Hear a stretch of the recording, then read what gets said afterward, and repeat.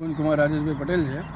મેં 26 તારીખે છીપડી તોરણા રોડે આવેલો તો મારા વાઈફ મારો નાનું છોકરું 2 વર્ષનું અને હું જાતે એક્ટિવા લઈને ત્યાં પડી ગયા હતા અને એક્ઝેક્ટ 2 દિવસ પછી મેં એ રોડ બાબતે કોમેન્ટ જોયા પછી એ રોડમાં મેં કોમેન્ટ કરી કે ભાઈ રાજેશ ઝાલા સાહેબ છે એ કંઈ રોડનું કામ કરતા નથી ને ભ્રષ્ટાચાર થાય છે રોડમાં પણ કંઈ દેખાતું નથી।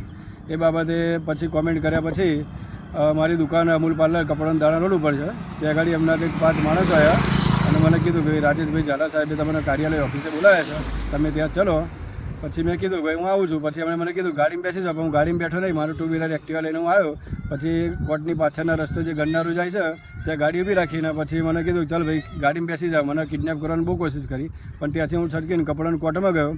કપડાં કોર્ટમાં ગયા પછી ત્યાં પોલીસ રૂમ છે ત્યાં એ મળ્યો, ત્યાં ગાડી મને જાણવા મળ્યું કે 112 નંબર ડાયલ કરો।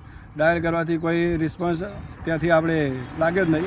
એના પછી હું ડીવાયએસપી સાહેબનો કોન્ટેક્ટ નંબર હતો મારી જોડે, તો એમને કર્યો। તે પછી મને ગાડી મોકલી ત્યાંથી।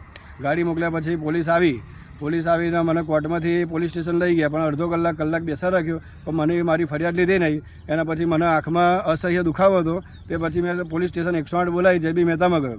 જેબી મહેતામાં મારી સારવાર કરાવી। સારવારનું સાહેબે વર્ધી નોંધાવી, તો પણ અત્યાર સુધી મારી એફઆઈઆર લેવામાં આવી નથી। આજે 2 દિવસ થઈ ગયા, પોલીસમાં મારી એફઆઈઆર નોંધતી નથી। હું કાલે પણ જઈને આવ્યો કલાક બેસીને, અને મેં મારી એ બાબતે વકીલ સાહેબને વાત કરી, મને અરજી લખી આપી। અરજી લખી અને મેં રિસીવ કરાવી છે કાલે, પણ અત્યાર સુધી મારો ગુનો નોંધવામાં આવ્યો નથી એ બાબતે।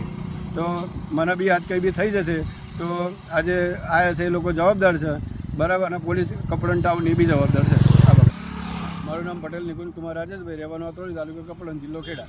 બનાવમાં એવું હતું 26 તારીખે હું અમદાવાદથી તોરણા છીપડી વાટિયારા રોડ પરથી આવતો હતો, તો એ રોડ ઉપર આવ્યા પછી બહુ અસહ્ય ખાડા હતા, તો પછી એ ટાઈમે હું પડી ગયો એક્ટિવા લઈને। મારો છોકરો રોડ પછી મારા પાર્લર પરથી આ રોડ ઉપર હું આવતો હતો, જે સુમસામ રોડ છે અત્યારે, બરાબર છે, ત્યાં અહીંયા ગાડી ઊભી રાખી। પછી મને કહ્યું કે તું ગાડીમાં બેસી જા, પણ હું ના બેઠવા। પછી મને બહુ ખેંચ્યો, મને માર માર્યો, આંખોને બધામાં ગળદાપાટું માર માર્યો છે, બરાબર। એના પછી ગાડીમાં ના બેસતા હું પછી ત્યાંથી છટકી ગયો। છટકીને હું કપડાં કોર્ટમાં ગયો, સિવિલ કોર્ટમાં જઈને મેં 112 નંબર ડાયલ કર્યો। 112 ડાયલ નંબર કરતાં ના લાગતા મેં ડીવાયએસપીનો નંબર મારી જોડે હતો, એમને ફોન કરીને એમણે મને ગાડી મોકલી આપી। ગાડીમાં બેસાડી કોર્ટમાંથી મને પોલીસ સ્ટેશન લઈ ગયા। જે બનાવ બન્યો છે તમે આ જગ્યા જોઈ શકો છો, કેટલી સુમસામ છે અત્યારે અહીંયા।